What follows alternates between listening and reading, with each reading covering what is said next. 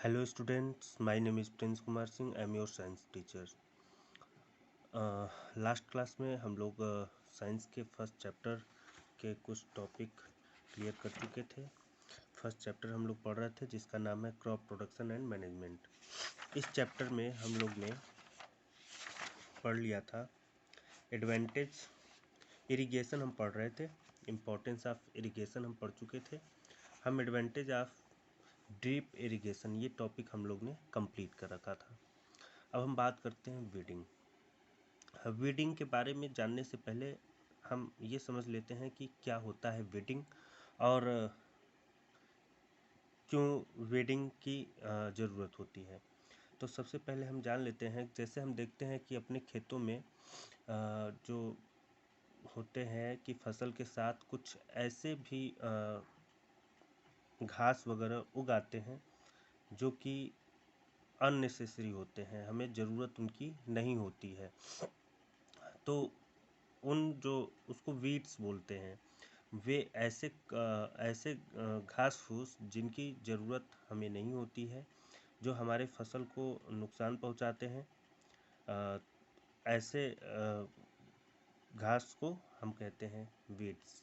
और उन्हें जो है रिमूव करने की जो प्रोसेस होती है वो कहलाती है वीडिंग. तो आइए हम देखते हैं कि क्या होता है weeding. The unwanted plants that grow with the crops are called weeds. जो अनवांटेड प्लांट्स होते हैं, जैसे हमने बताया तमाम तरह के घास वगैरह जो होते हैं वो अनवांटेड प्लांट्स होते हैं. तो ये जो अनवांटेड प्लांट्स होते हैं ये क्रॉप्स के साथ जो होते हैं ग्रो करते हैं, और इन्हीं अनवांटेड क्रॉप्स को कहा जाता है weeds. The unwanted plants that grow with the crops are called weeds. The process of removing these weeds is known as weeding. और जो प्रोसेस होता है इन weeds को रिमूव करने का वो प्रोसेस कहलाता है weeding. Weeding is necessary as the weeds share the same water, soil, nutrients, space and light etc. जो वीडिंग होती है वो नेसेसरी क्यों होती है, क्या ज़रूरत होती है कि हम उन अनवांटेड प्लांट्स को रिमूव करते हैं. वो इसलिए नेसेसरी होती है, उन्हें रिमूव करने की ज़रूरत इसलिए होती है क्योंकि वे जो वीड्स होते हैं वे जो वाटर हम देते हैं अपने क्रॉप्स को वाटर देते हैं, और जो उनको सॉइल से न्यूट्रिएंट्स मिलता है और जो सनलाइट मिलती है और जो स्पेस होता है, ये सब कुछ शेयर करते हैं प्लांट्स के साथ साथ, वो क्रॉप्स के साथ साथ वो सब कुछ शेयर करते हैं. यानी कि इसलिए हमें ये ज़रूरी होता है कि हम इस अनवांटेड प्लांट्स को रिमूव करें. And ultimately interfere even in harvesting. और ये हार्वेस्टिंग में भी इंटरफेयर करते हैं. हार्वेस्टिंग में भी साथ में अगर ये उपजे हैं तो हार्वेस्टिंग में भी ये पार्टिसिपेट करते हैं, इंटरफेयर करते हैं. Proving poisonous and harmful for animals and human beings. जो कि एक जहर का काम करते हैं या नुकसानदायक होते हैं एनिमल्स के लिए या फिर ह्यूमन बींग्स के लिए. ये जो अनवांटेड प्लांट्स होते हैं ये पॉइजनस होते हैं या फिर हार्मफुल होते हैं एनिमल्स और ह्यूमन बींग के लिए. इसलिए वीडिंग जो है वो मोस्ट इम्पॉर्टेंट प्रोसेस होता है, जिससे कि हम जो है अपनी उत्पादकता, फसल की उत्पादकता मतलब प्रोडक्टिविटी को बढ़ा भी लेते हैं वीडिंग करने से, और ये हार्मफुल भी नहीं होता है एनिमल्स और ह्यूमन बींग के लिए. अब आगे देखते हैं. Farmers try various ways to remove weeds like tilling. Farmers जो हैं किसान, हमारे किसान जो हैं कई तरह के रास्ते अपनाते हैं वीडिंग के लिए, मतलब वीड्स को रिमूव करने के लिए. जैसे कि टिलिंग मतलब जैसे खेतों की जुताई करते हैं फार्मर्स, उनसे जो होते हैं अनवांटेड प्लांट्स जो होते हैं वो रिमूव करे जाते हैं. देखते हैं कैसे. बिफोर सोइंग ऑफ क्रॉप्स, मतलब कि टिलिंग जो प्रोसेस होती है वो क्रॉप्स को बोने से पहले किया जाता है। जुताई क्रॉप्स को बोने से पहले करी जाती है। तो जो टिलिंग प्रोसेस होता है वो क्रॉप सोइंग ऑफ क्रॉप्स के पहले होता है, मतलब कि फसलों के बुआई से पहले टिलिंग करी जाती है। Due to this weeds are uprooted, और टिलिंग के माध्यम से इन जो वीड्स होते हैं, मतलब कि जो अनवांटेड प्लांट्स होते हैं, इनको अपरूटेड मतलब कि जड़ से बाहर निकाल दिया जाता है। इन सच अ केस दिस में dry up and gate mix with the soil, और वे जड़ से निकाल देने से ये सूख जाते हैं, ये जो अनवांटेड प्लांट होते हैं ये सूख जाते हैं और फिर मिट्टी में मिक्स हो जाते हैं। The right time to remove weeds is before they produce flower and seeds. जो एक सही समय होता है इन वीड्स को रिमूव करने का, वो समय ये होता है कि तब होता है जब ये फ्लावर, जब मतलब कि फसल में सीड्स में फ्लावर, मतलब कि उन वीड्स में फ्लावर जो है वो ना आए रहे और उनमें जो बीज ना पड़े, उससे पहले ही हम इनको रिमूव करने का ये सही टाइम होता है। विथ द हेल्प ऑफ खुरपी weeds can be remove manually खुरपी के माध्यम से मैनुअली इन वीड्स को रिमूव किया जाता है। A seed drill is also used for removal of weeds, और जो सीड ड्रिल हमने अभी पीछे पढ़ा था अभी कि सोइंग करने के लिए हम सीड ड्रिल का यूज़ करते हैं, तो सीड ड्रिल के माध्यम से भी इन अनवांटेड प्लांट्स को रिमूव किया जाता है। Certain chemicals called weedicides such as, कुछ केमिकल्स भी प्रयोग किए जाते हैं जिसको वेडिसाइड्स बोलते हैं, जैसे कि 2,4-D एंड MCPA। ये 2,4-D एक जो है केमिकल्स है और MCPA भी एक केमिकल्स है। इन केमिकल्स का भी यूज हम लोग करते हैं जिससे कि ये जो अनवांटेड प्लांट्स होते हैं, यानी कि जो वीड होते हैं, वे रिमूव करे जाते हैं। Are used to control weeds, ये वीड्स को कंट्रोल करने के लिए यूज किए जाते हैं। The weedicides diluted with water are spread in the fields by means of sprayer as so in the figure. आप इस फिगर में देख रहे हैं, ये जो हम केमिकल्स का यूज करते हैं, ये पानी में डाइल्यूट मतलब कि मिला के इसको स्प्रे किया जाता है फील्ड में, जिससे कि जो वीड्स होते हैं वो सूख जाते हैं और समाप्त हो जाते हैं, कंट्रोल किया जाता है। आप इस फिगर में देख सकते हैं, यहाँ पर ये जो फार्मर है, ये इस मशीन के थ्रू 2,4-D या MCPA पानी में मिला करके और ये अपने फील्ड में छिड़काव कर रहा है ताकि वीड्स को कंट्रोल किया जा सके। Weedicides are usually spray before flowering and seeds formation. ये जो वीडिसाइड्स होता है, ये तब प्रयोग किया जाता है, मतलब कि जब प्लांट्स जो हैं वो फ्लावर और बीज लेने से पहले इनका छिड़काव किया जाता है। यानी कि जब हमारी फसलें जो हैं वो फूल और मतलब फ्लावरिंग ना की हो, फूल ना ली हो और उनमें फसल ना लगी हो, मतलब बीज ना पड़े हों, उसके पहले हम इन 2,4-D या MCPA यानी कि जो भी केमिकल्स हम यूज करते हैं, उनका इनके पहले फॉर्मेशन होने के पहले ही इनका प्रयोग किया जाता है। Farmers are advise to cover their nose and mouth with cloth while spraying this chemicals. Farmers अपने नोज और माउथ को कपड़े के माध्यम से जो होते हैं ढक लेते हैं जब ये इन केमिकल्स का यूज करते हैं, क्योंकि ये केमिकल्स जो होते हैं वे हार्मफुल होते हैं। इसलिए इनका प्रयोग करने से पहले जो हमारे फार्मर्स होते हैं वो अपने मुंह को और नाक को मतलब कि ढक लेते हैं, कपड़े से कवर कर लेते हैं। आइए हम जरा देखते हैं माई ग्रीन लिंक क्या है। It has been observed that sometimes the stubs are burnt by farmers in the field after harvesting, which becomes a source of pollution and may damage the crops with fire. Farmers should avoid doing so.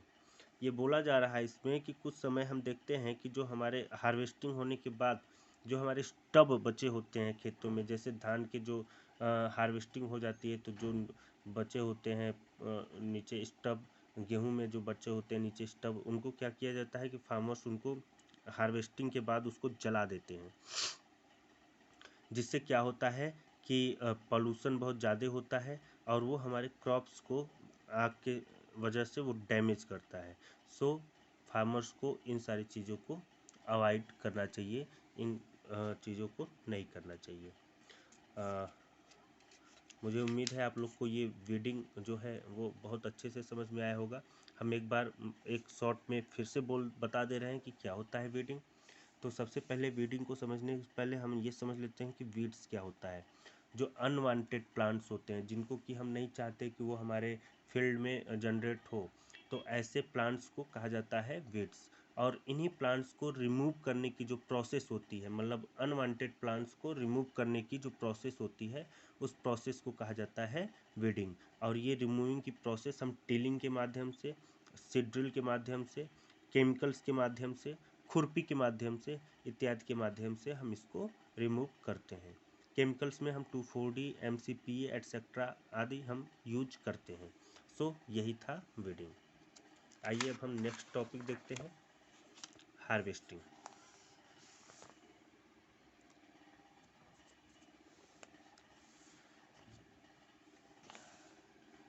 Harvesting, cutting of mature crop by farmer is called harvesting.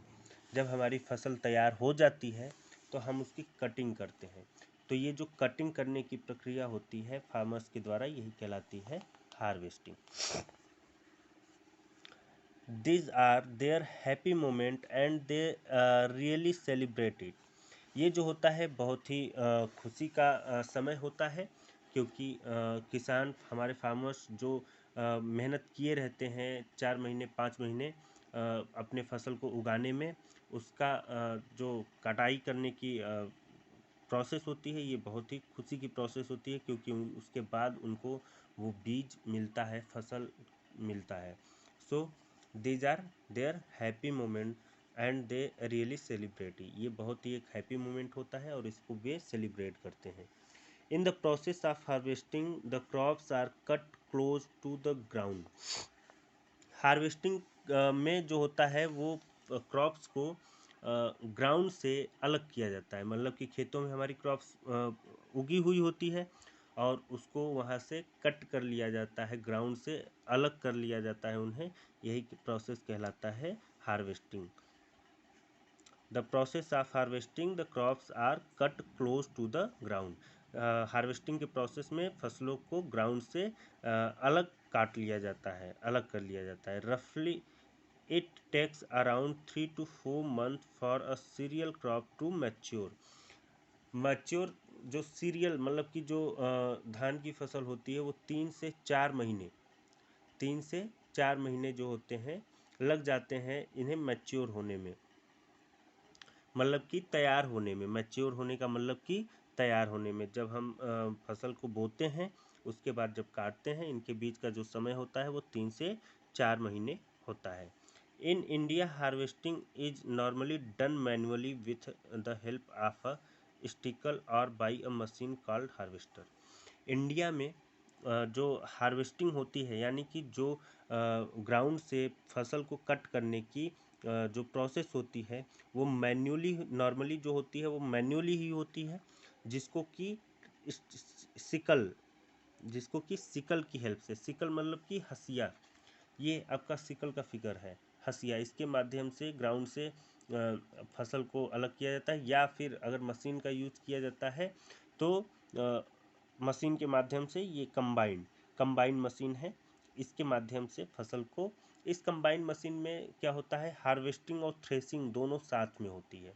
Harvesting और threshing दोनों साथ में हो जाती है, इसलिए इसको हम बोलते हैं कंबाइन, इसलिए इसको बोला जाता है कंबाइन। लेकिन अगर हम सिकल का यूज़ करते हैं तो इस सिकल के माध्यम से केवल हार्वेस्टिंग होती है, फिर बाद में हमें थ्रेसिंग करना पड़ता है।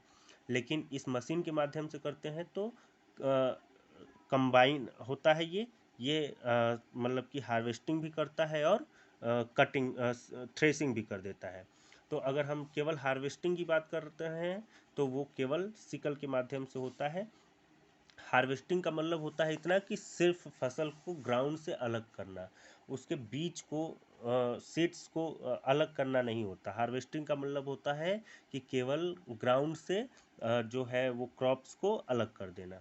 तो हम ये सिकल के माध्यम से मैन्युअली किया जाता है, मशीन के थ्रू भी किया जाता है। और ये जो कंबाइन मशीन हमें यहाँ फिगर में दिख रही है, ये दोनों प्रोसेस करती है, हार्वेस्टिंग भी और थ्रेसिंग दोनों साथ में कर देती है, इसलिए इसको कंबाइन मशीन बोला जाता है। आइए अब हम बात करते हैं थ्रेसिंग क्या होता है। After harvesting the grain seeds are separated from the chaff.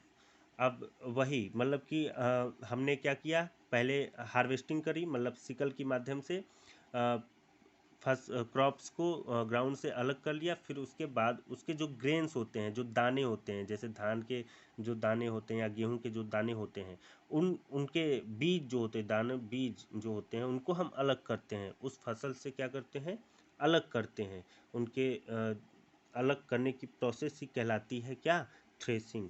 The process so involve is called threshing. और ये जो प्रोसेस होता है इसको कहा जाता है threshing. It is being done by means of a machine known as combine, which is actually a combined harvester and thresher। और ये जो होता है ये एक मशीन के थ्रू से किया जाता है जिसको कि कंबाइन बोलते हैं। और ये जो कंबाइन मशीन होती है ये हार्वेस्टर और थ्रेसर दोनों का काम करती है। हमने आपको पहले ही हार्वेस्टिंग बताते समय ही बता दिया था कि ये जो मशीन होती है ये कंबाइन और थ्रेसिंग दोनों करती है। हमने आप लोग कंफ्यूज मत होइएगा, हार्वेस्टिंग और थ्रेसिंग दोनों अलग अलग चीज़ें हैं। हार्वेस्टिंग में क्या किया जाता है, हम फिर से समझा दे रहे हैं। हार्वेस्टिंग में ग्राउंड से क्रॉप्स को अलग किया जाता है, और थ्रेसिंग में जो क्रॉप्स के ग्रेन्स होते हैं, मतलब जो ग्रेन सीड होते हैं, जो दाने होते हैं, उनको अलग किया जाता है। मतलब कि क्रॉप से दानों को अलग करना, धान के बीज या गेहूं के बीज को अलग करना थ्रेसिंग कहलाता है। और ग्राउंड से फसल को, क्रॉप्स को अलग करना हार्वेस्टिंग कहा जाता है। तो हार्वेस्टिंग हम सिकल के माध्यम से या कोई किसी मशीन के माध्यम से भी करते हैं, और थ्रेसिंग जो होता है वो थ्रेसर मशीन भी होती है, उससे भी करते हैं। और ये जो कंबाइन मशीन होती है इस माध्यम से भी करते हैं। लेकिन ये जो कंबाइन मशीन होती है इससे दोनों प्रोसेस होता है, हार्वेस्टिंग और थ्रेसिंग दोनों होता है। सो इन दो माध्यम से मतलब ये फाइनल पोजीशन होता है, हार्वेस्टिंग और थ्रेसिंग। तो इसमें आप लोग कंफ्यूज मत होइएगा, हार्वेस्टिंग एंड थ्रेसिंग अलग अलग चीज़ें होती हैं। आइए अब हम बात करते हैं happy hours of harvesting. After hard labor of about 3 or 4 months, the farmers are overjoyed to see potential fields with standing crops। मतलब कि हम जानते हैं कि जो 3-4 महीने की समय होती है उसमें क्रॉप्स जो तैयार होते हैं, और इसमें इन 3-4 महीने बाद बहुत ही कठिन मेहनत करते हैं हमारे फार्मर्स। और उसके बाद जब देखते हैं कि क्रॉप्स उनके फील्ड में एकदम तैयार है तो ये बहुत ही इंजॉय करते हैं। They are in a relax mood full of superb enthusiasms. Auspicious festivals like Pongal, Baisakhi, Holi, Diwali, Nabanya and Bihu etc. are linked with harvest. Men and women are all in the festive mood। मतलब इन सब process के बाद ये जो त्यौहार पड़ते हैं, जैसे कि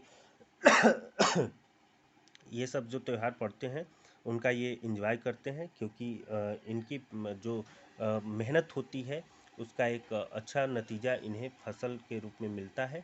और ये यही जो होता है हैप्पी आवर ऑफ हार्वेस्टिंग होता है। मतलब कि जब मेहनत करने के बाद इन्हें अपना अच्छा फल मिल जाता है।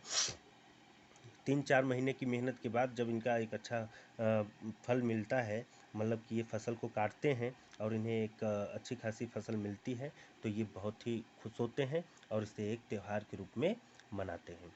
सो आई होप कि आप लोग को ये जो हमने 3 टॉपिक 4 टॉपिक आज समझाया है, ये टॉपिक आप लोग को अच्छे से समझ में आया होगा।